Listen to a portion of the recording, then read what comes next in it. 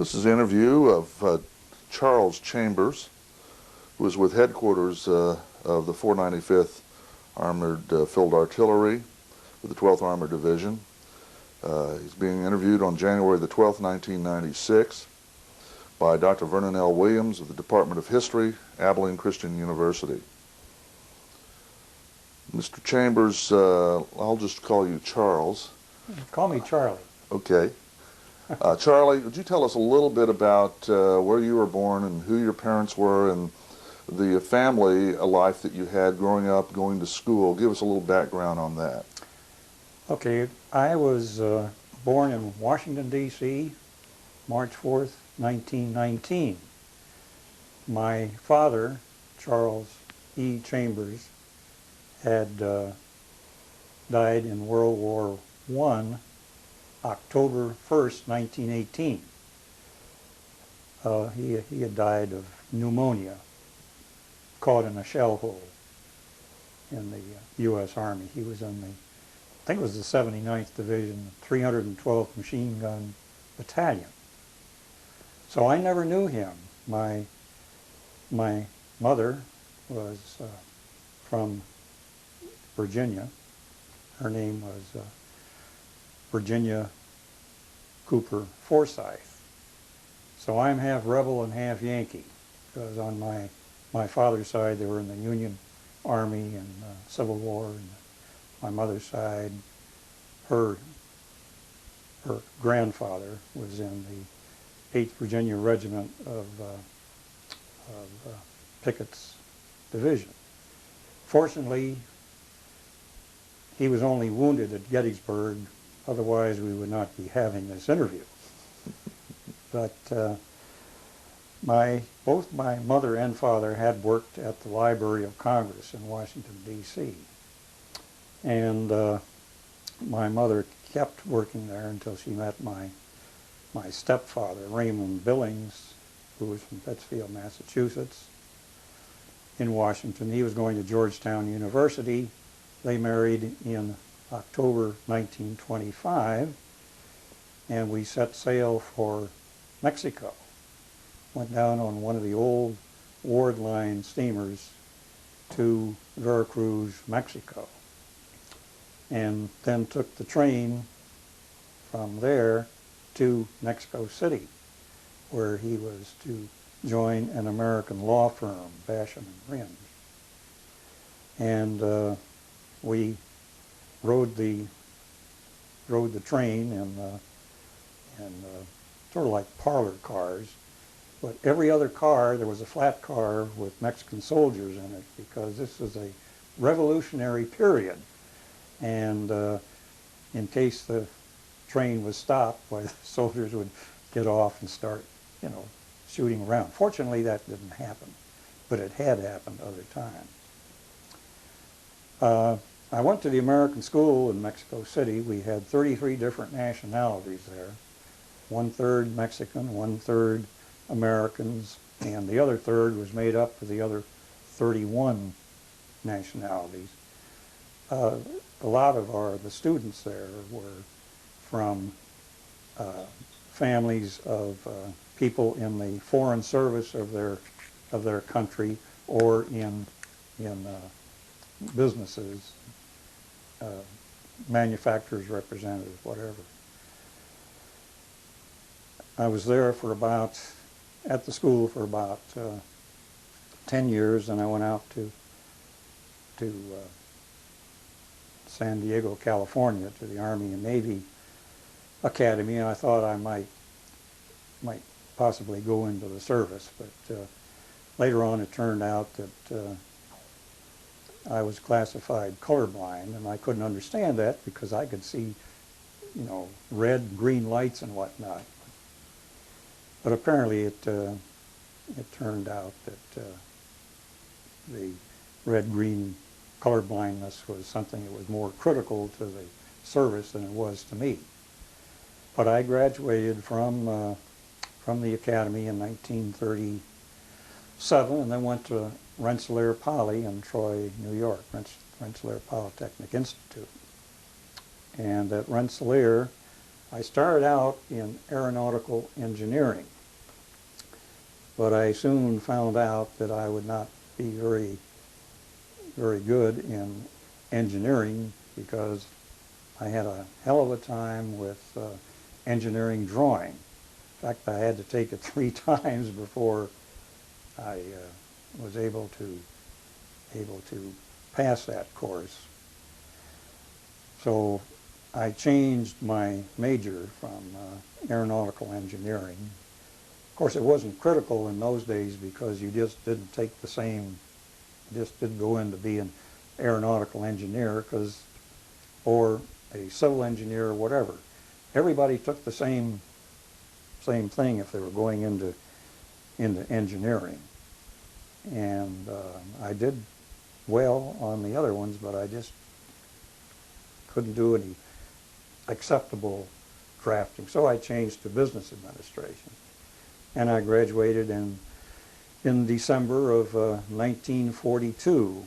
I had gotten a student deferment because I was in my senior year when Pearl Harbor came up, or my late junior year, I should say. Okay. Of course, I had been registered for selective service, and then in April of 1943, I was drafted, and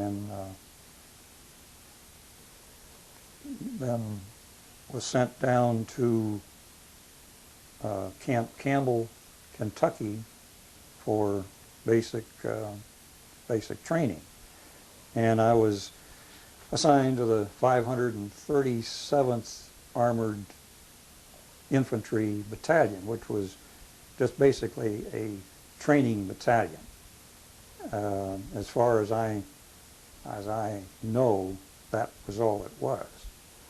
But while I was at Camp Campbell, I met some people in the 12th Armored Division, which was then also training there. And I met a fellow named Bill Barnett, who was a chaplain's assistant. After the basic training was over, I was sent down to Fort Sill, Oklahoma, and for 2 or 3 months, and while there, I applied for the ASTP program and went over to Oklahoma A&M in Stillwater before getting a definite assignment to a particular college. And I guess it was around September of 43, was assigned to New Mexico A&M at Las Cruces. And then in February of 44, they started breaking up the ASTP program.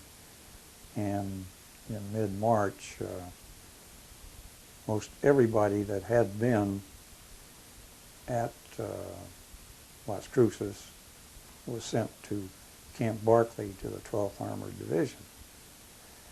And I was assigned to the Adjutant General's section. And I stayed with the Adjutant General section even through going overseas in September of 44.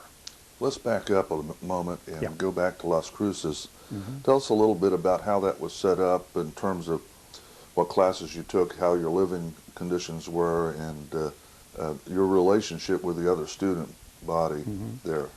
Well, I don't recall too much specifically, but I can state that we essentially lived in student dorms, student housing, and the food was pretty good. It was, of course, we had formations and all that sort of thing, but we didn't have any specific training or drills, but just whatever. And our classes were just like you'd have at a regular college. But as I say, I don't remember the specific, because I was 51, 52 years ago. Yeah, 51 years ago. Any professors sort of stand out in your memory? I don't remember the names of any of them. So. Were your classes all ASTP men, or were they mixed with any other students? They were all ASTP.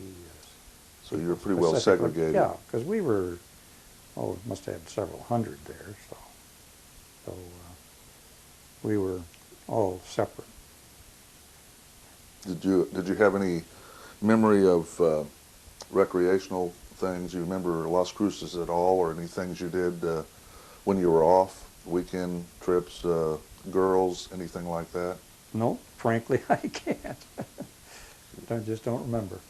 Okay, let's go back then to Camp Barkley and your first assignment. And let's take a look at Barkley. What do you remember about Abilene and Camp Barkley? Well, Camp Barkley was quite an interesting location, because they also had a lot of German prisoners. And many of these prisoners were from the Africa Corps. They were big, strapping bronze guys that wandered around,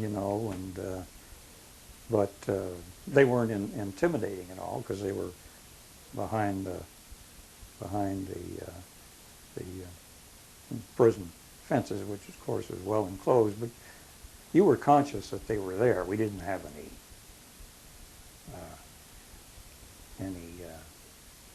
reason to see them. You just were conscious as you were going from here to there, or out on maneuvers or whatever. I think the worst thing that I remember about maneuvers around Camp Barkley was the damn chiggers. You'd go out and they'd bite you on your ankles, and they'd swell up, and I had to be sent to the camp hospital a couple of times, and it was not a very pleasant experience with these darn chiggers. And you didn't have things like off and that we do now. They had some kind of spray, but it didn't seem to do any good. What about snakes? You run into any problems with those? No, I didn't run across any snakes at all. I'm sure there were plenty around. That's good snake country out there, but to my knowledge, none of the people had any problem with snakes. Of course, we weren't maneuvering per se, because we were a division headquarters, and we didn't have to go out and draw rifles and be firing around or whatever. What about living conditions? Could you describe when you were with the headquarters, where you lived, what kind of building it was? Well, we were in one of the barracks buildings, and sort of a typical barracks building of the day. You didn't have individual rooms unless you were a high-ranking NCO, like a first sergeant or tech sergeant or something like that. But, all the cots were lined up and around. And of course, you had to police your own area and keep your area neat and clean. Make your bed every morning and all that. So probably no different than any other unit, Army unit. Do you remember any specific attitude towards the ASTP men when you arrived into the division there at Barclay? Well, they seemed to welcome us and whatnot, and of course we I think there was sort of a little attitude, well, the vacation is over, that kind of a thing, you know. But there was no animosity or anything, just good-natured ribbing. I can only speak for myself going into the division headquarters. It could have been different if you went directly to a unit, because there, I'm sure, your training was far more intense. Because in a fighting unit, it's a little different than a division headquarters. What about your education? Obviously, you and a lot of your comrades at New Mexico were equipped with some educational experience, Mm-hmm. A higher level of education than a lot of the other men in the division. Mm-hmm. Did you find that it made any difference with your plight as you came into the division, the fact that you had educational experience at the college level? Well, I didn't experience any animosity from anybody. But did it make a difference positively? Well, I think it might have made it easier to become a corporal, to get a promotion of some sort. So that was I was made a corporal in the S1, or the G1 section, I should say, of the AG section. What were your duties while there? Well, there'd be, getting roster reports from the units, and from and get the daily reports of what they'd done the day before and all this. But I wasn't the only one doing this. There were, several other people in the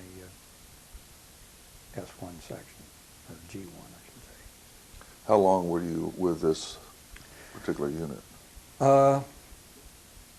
After we went overseas in September of '44, let's see, we were at Tidworth Barracks. I was still with them.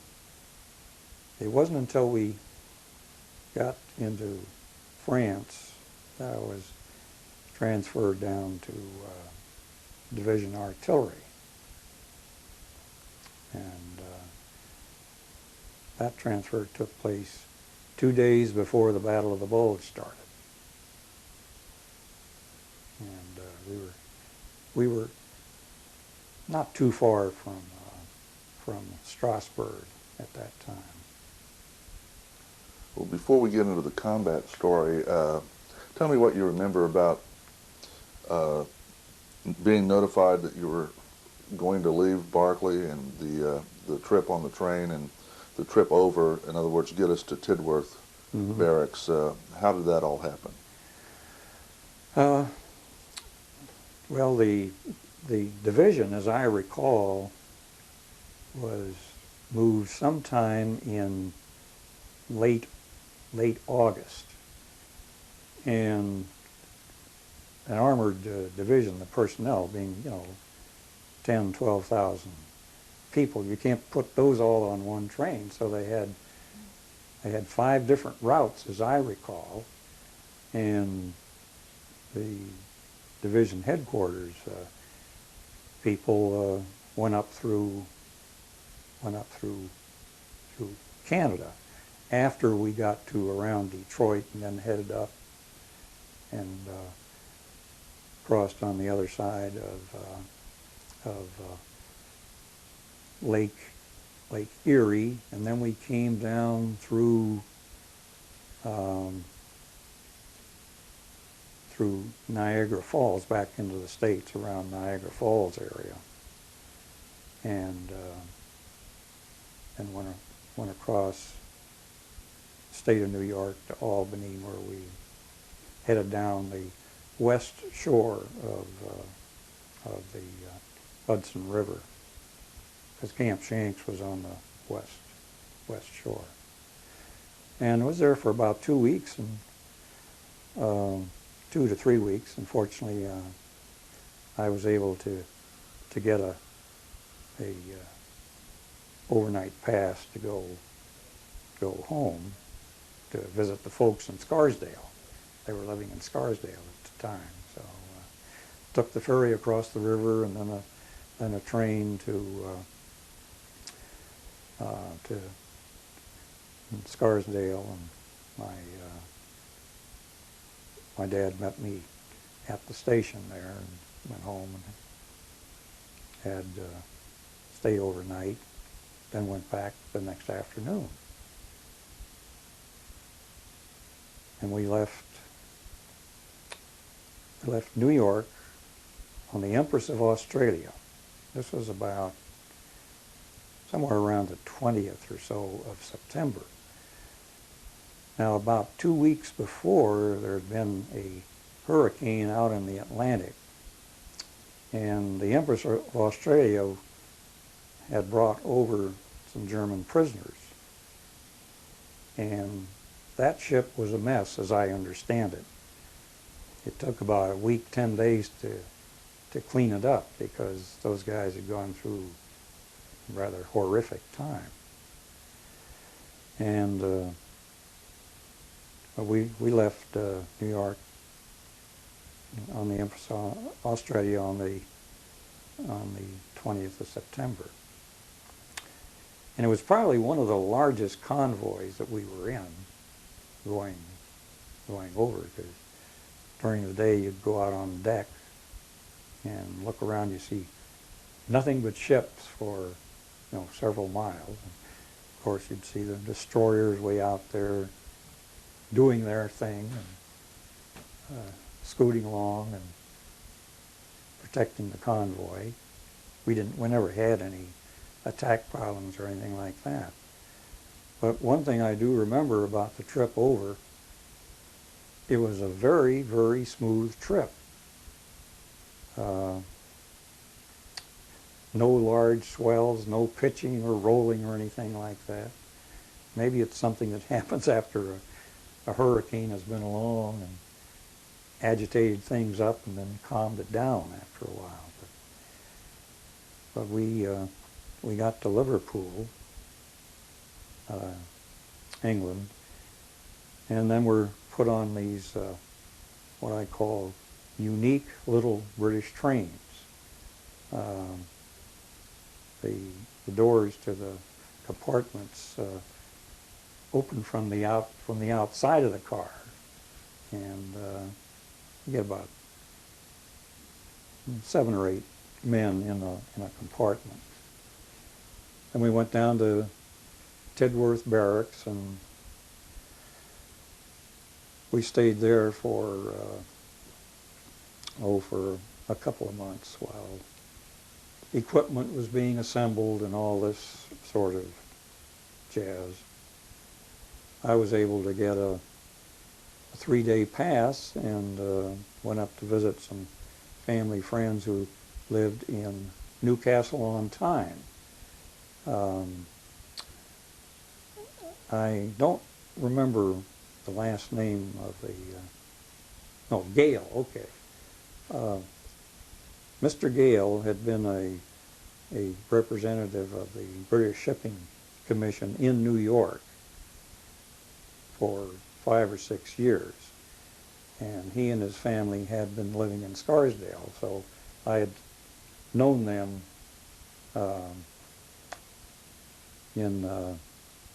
while I was still a student at RPI. I'd come home for summer vacation.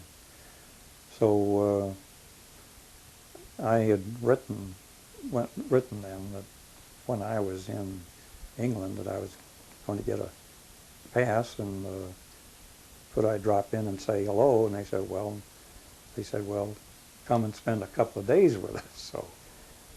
So as I say, I got a 3-day pass, so I went up to Newcastle, visited them, and was able to go up into just north of there to visit one of the older castles that was very close to the Scottish border. And I found that quite interesting. So when the division started going across the English Channel in December of '44, or late November, early December, I forget which. But we were around a town called AFA, A-U-F-F-A-Y, and I don't remember too much about the area, but it was a lot different than England. It was a lot different than the U.S. I don't speak French for one thing, and I think the big thing everyone wanted to experience was a drink called Calvados, which I found very distasteful. It's sort of a yucky taste.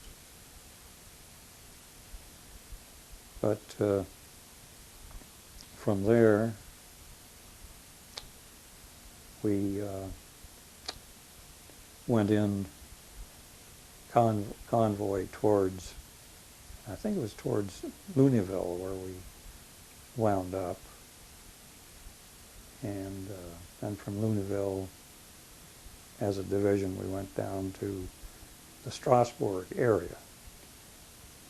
And this was just before the Battle of the Bulge started. And as I recall, the 12th Armored Division, being on the left flank of the 7th Army, expanded their sector while the 4th Armored went north. So we took over their sector there. And it was at this time I was assigned to the Division Artillery, and mainly sort of helping keep up situation maps and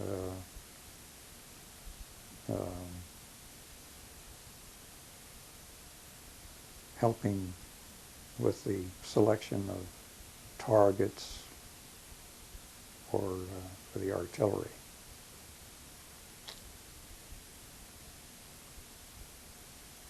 We were headquartered at that time in very close to a French insane asylum, and the inmates of the asylum would come out in the evening after we had chow, and they would completely empty the garbage cans. I guess they were quite, desperate for whatever they could find to eat, but we certainly had no problem with disposing of garbage. And of course we moved around a little bit, and I remember Christmas Eve we were out in a rural area, and our headquarters for our group was down in the cellar of a large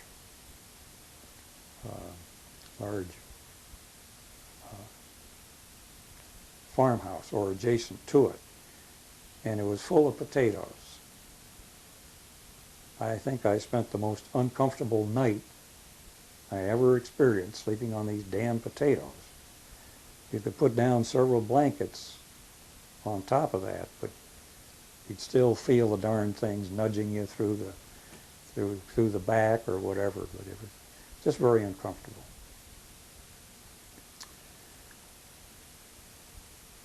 I remained with the Division Artillery through through the Colmar Pocket, and which ended on the 6th or 7th of February.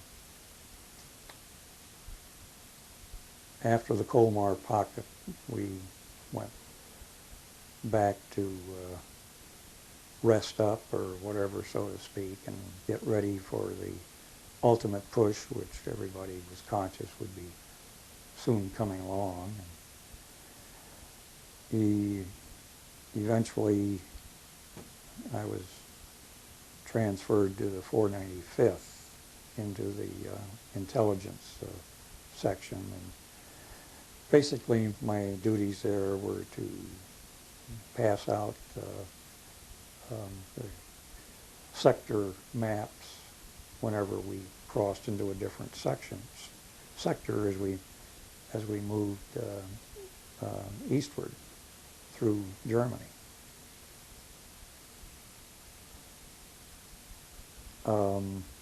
We wound up in Austria around the 2nd or 3rd of May. And, we were there when the VE Day happened, but where we were, there was snow. And it was a very beautiful area, the Austrian Alps. Do you remember any of the any particular men who were working with you? Any of the officers? Well, while I was in division headquarters, I remember George Grimshaw. When I was in division artillery, I remember Major Starr. He was, everybody seemed to like Major Starr, and it was a great blow and tragedy when he was killed 3 or 4 days before VE Day. You know, it's always the last few days that when the war is going on that one feels, oh, why did it have to be him, you know, or something. Everybody just liked him. Do you know any details about what happened? Oh, I probably do, but I just don't remember them at this time. What was his duties? What was his role? Well, I think he did a lot of liaison work with the different battalions, and it may be that he was in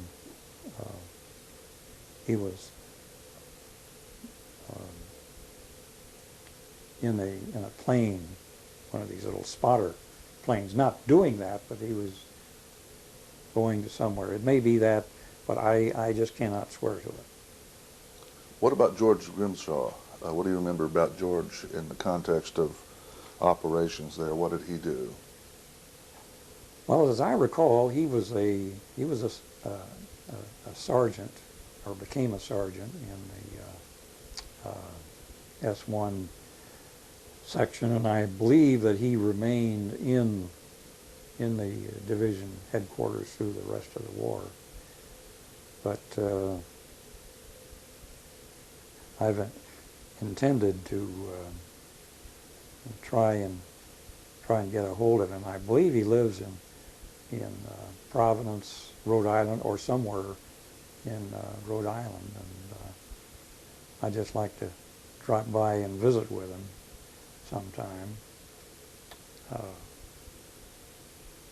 and hopefully we'll be able to see him at the forthcoming division reunion in McLean in late August this year.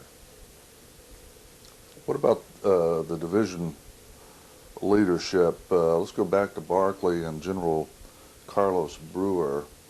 What do you know about his tenure at Barclay and his relief?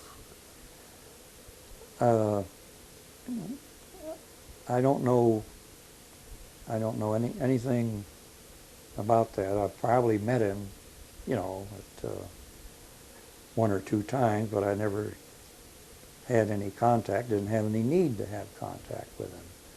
So I just frankly don't recall the details of his relief, but I believe it had something to do with the maneuvers on which we were involved. But I can't say anything specific because I don't know.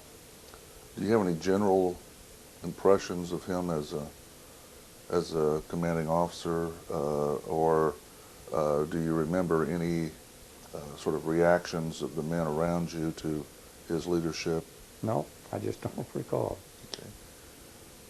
What about General Allen later in Europe?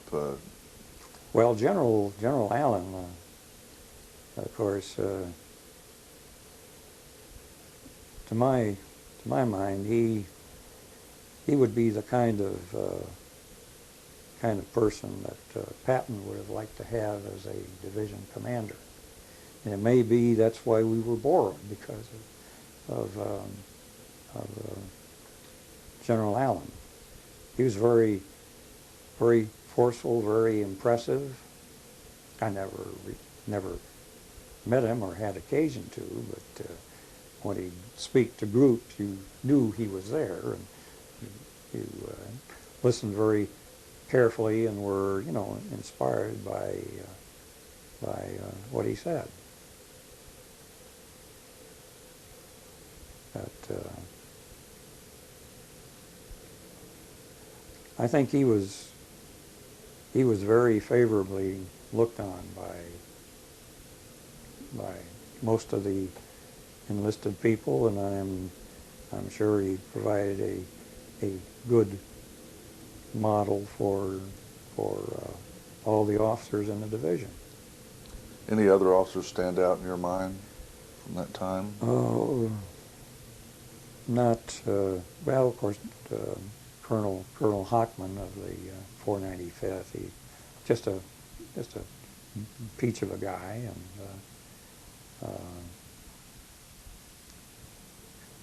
one always treated him with respect because he deserved it. He was a good leader of men.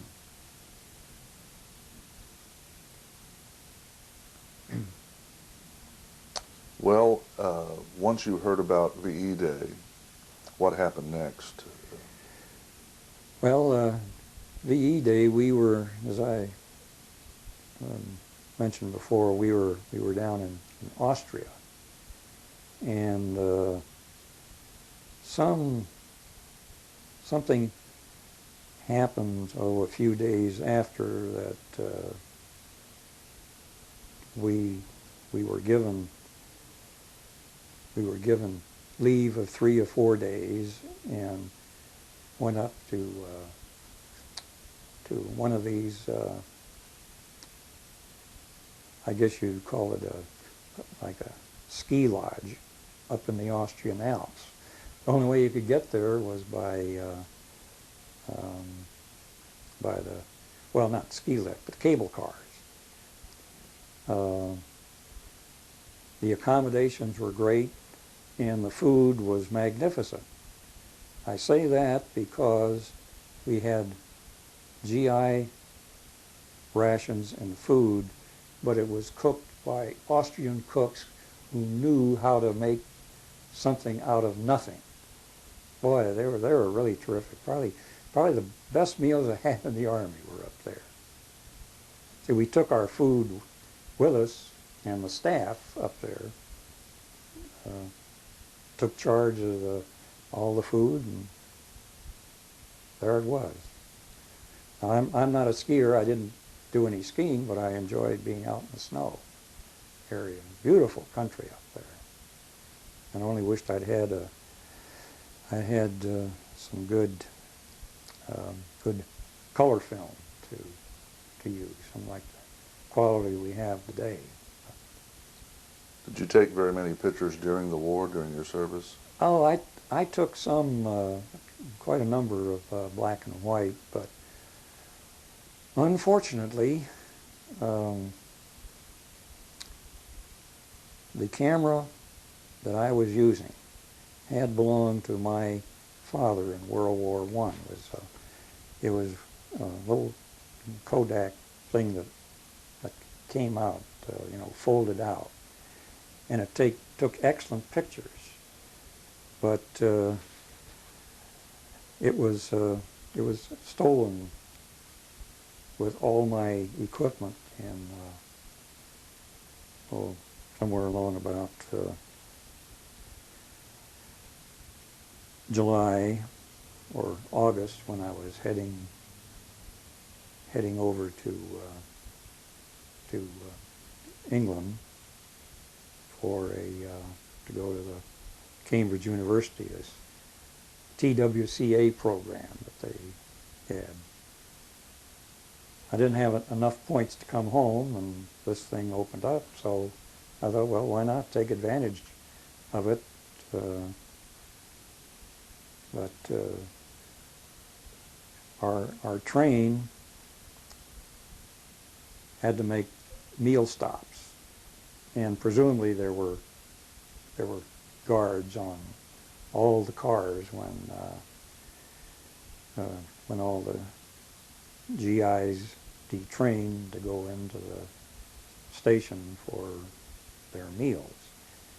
And then we came back, and our particular car had been ransacked. So, of course, all my equipment was replaced courtesy of Uncle Sam, and I was reimbursed for the loss of the camera and a few other personal items. But today that camera would probably sell for $200 or $300, and I think I put in for about 10 or 12 or something like that. So, and I had all the film. A lot of the film was in there in my duffel bag with the camera and all the other stuff. So I didn't bring back many pictures from there, unfortunately. What about this college program in the immediate post-war period? What can you tell us about that? Well, I went to Cambridge University, and you could take any course that you wanted, as long as there was openings in the class. So I took a class in Spanish literature, because I'd lived in Mexico for 12 years and still retained my Spanish, but I wanted to refresh it and so forth. And then I took an English history course under Dr. Trevelyan, who was quite at the time, well-known British historian and a professor at Cambridge. And the provost of King's College, with which we were affiliated, I might say we did not stay on the campus. We stayed in the Old Bull Hotel, which had at one time been the headquarters for the American Red Cross during the war, and they would work with people out at the airfields, because it was an airfield near Cambridge. But as I say, we stayed at the Bull Hotel, and we walked to the classes. It was only about a 5-10 minute walk, everything. But the provost of King's College was a man named Dr. Shepard. Dr. Shepard was a combination of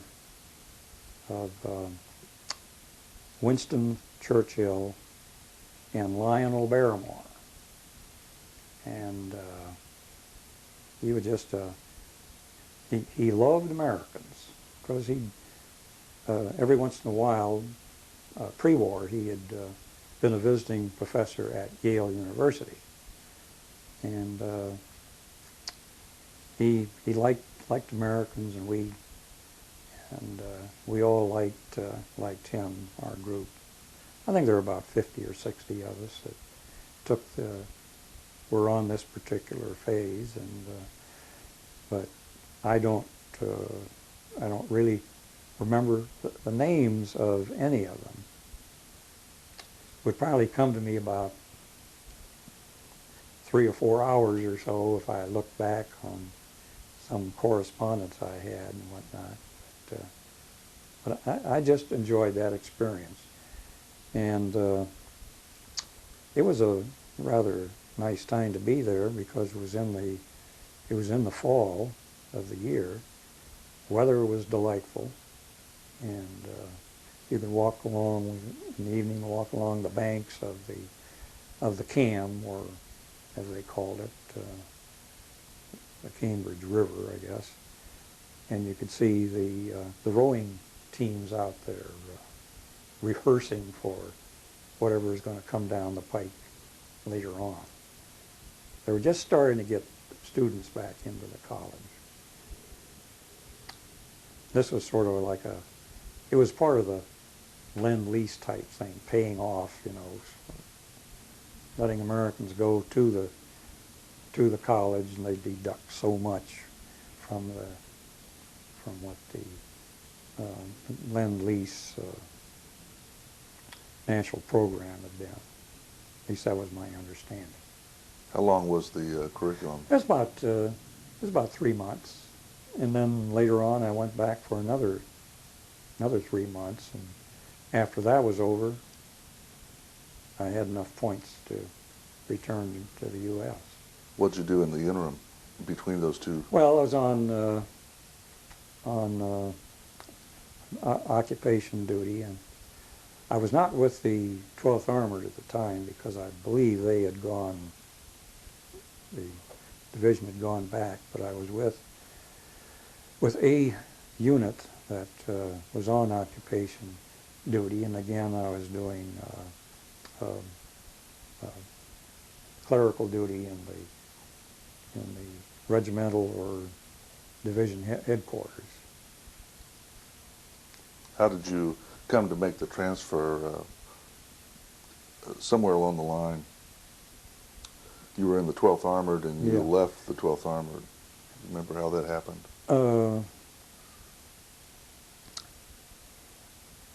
Well, this was after the war with Japan was over, and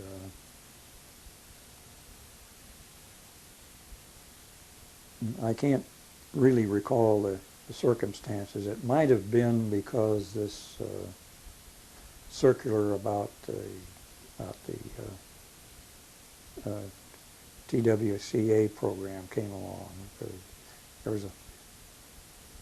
think there was a circular that went around and listing the universities or colleges that were participating.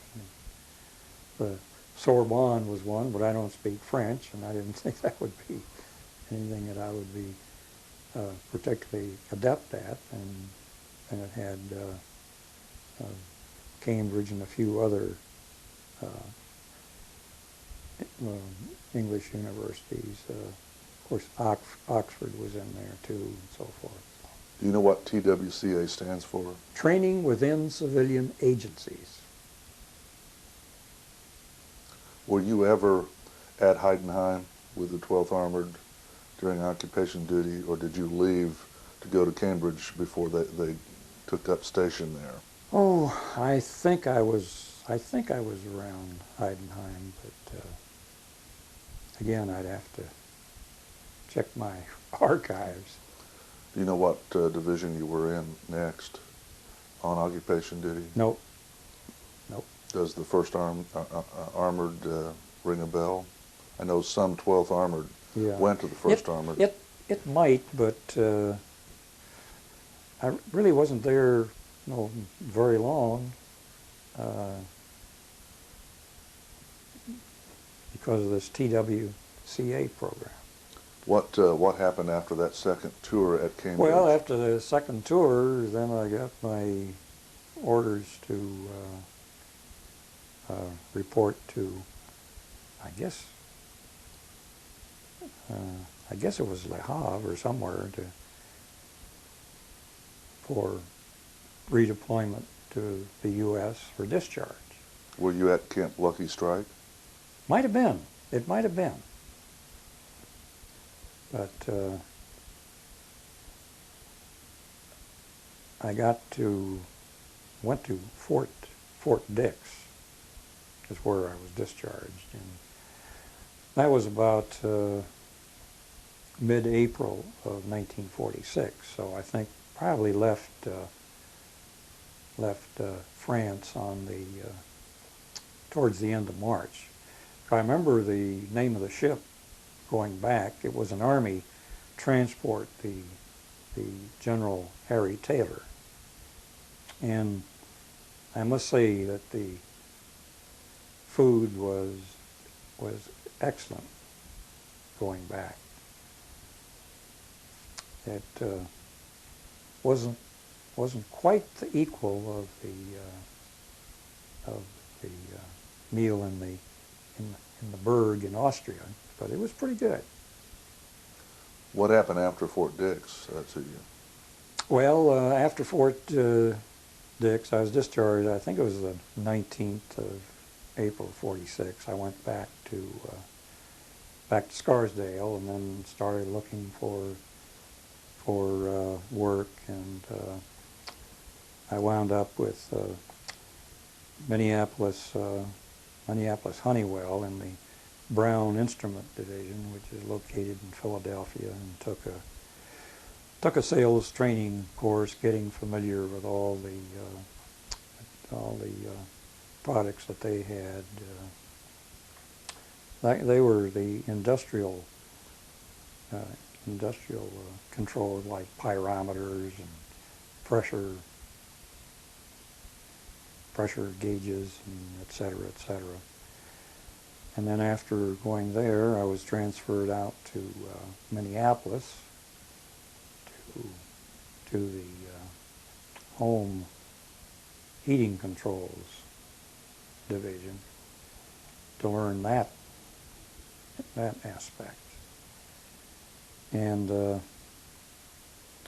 it was kind of interesting, but I must say Minneapolis has to be one of the coldest cities in the U.S.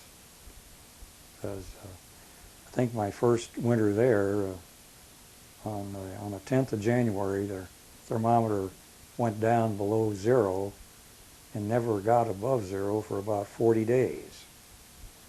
And so it was well into March before the thermometer got even above zero. I was with Honeywell for about 2 years, and then decided that sales was not for me. So then I went back to New York, and then hooked up with Shell Chemical Company, which is part of Shell Oil, and worked with Shell for 33 and a half years. Was in the head office, the export department. I was with the district office in Cleveland, Ohio. Then went out to the rubber division in Torrance, California. And in '65, Shell consolidated all the headquarters businesses in New York. So I went to New York, and then a few years later, why Shell picked up because New York State taxes were too damn high, and they moved to Texas, and from 1969 to about 1971, moved a little at a time. And I retired from Shell in 1982, and So since then, I've been pursuing my avocation of locating, identifying, and photographing the grave sites of Medal of Honor recipients and of Civil War generals. And that keeps me busy. I make 2 or 3 trips a year. My daughter says, "Oh, you're going the cemetery route again." I said, "Well," I said, in the September of my years, I developed a sudden interest in cemeteries. What about family? How did that develop? I married an English girl in 1947. I'd gone back to the States, gotten discharged, and then went back in 47, and we were married in near Cambridge in June of 1947. She came back with me, but she could not adapt to American life. So after 2 years, why she went back to the UK, and eventually we got an amicable divorce. And after I had been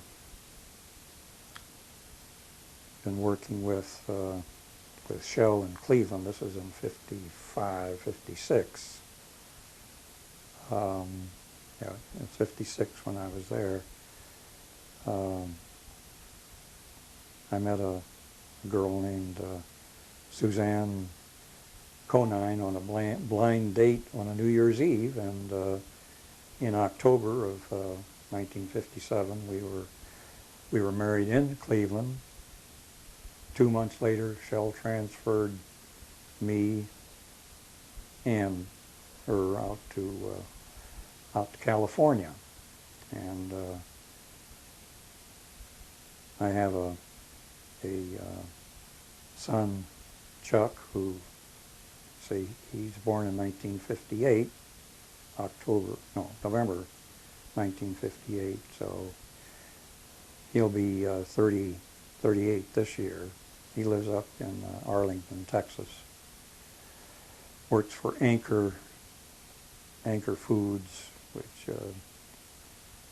makes specialties for bars and restaurants and whatnot. And I have a daughter, Barbara, who lives with me. She was born in 1961. And she does computer work and so forth, and works with M. David Lowe, so she goes to different outfits, but she may work for one company for 6, 7, 8, 9 months or a year. So, but she seems to enjoy it.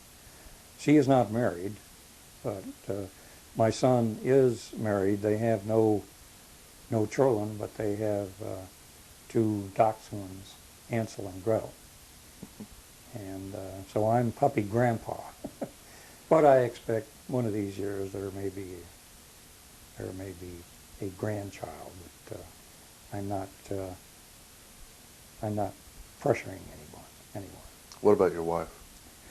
My wife passed away in 1977 of a brain aneurysm. I went to work, this was in November 1977. I went to work in the morning.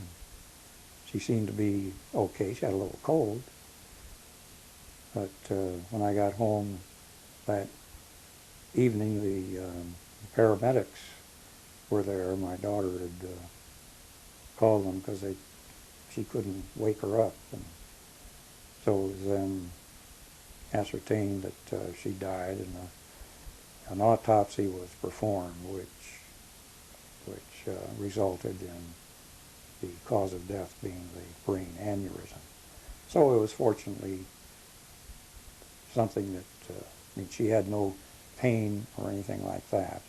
But it was a shock to the 3 of us.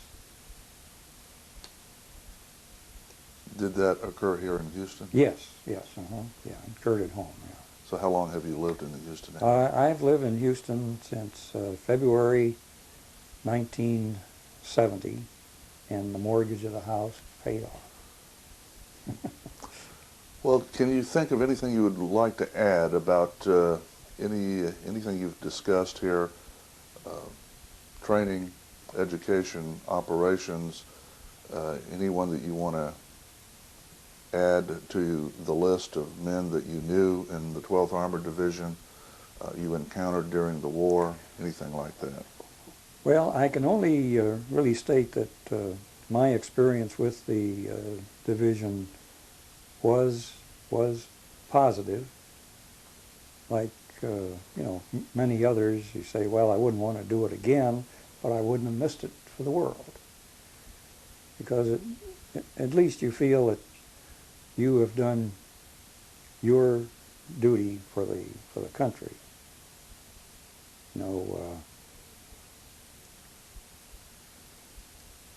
For example,